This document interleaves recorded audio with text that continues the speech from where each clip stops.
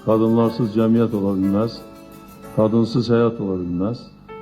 Azərbaycan qadınları da artıq öz ağıllarına görə, zəkalarına görə, biliklərinə görə, istedadlarına görə, eyni zamanda gözəlliklərinə görə dünya qadınları içərisində özünə məxsus və çox yüksək bir yer tutublar.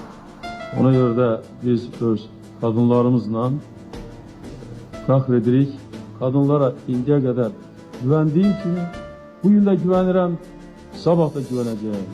Mən sizin hamınızı sevirəm, hamınızı bağrıma basıram, hamınızı öpürəm eğer icazə versəniz və sizə can sağlığı, xoşbəxtlik arzu edirəm.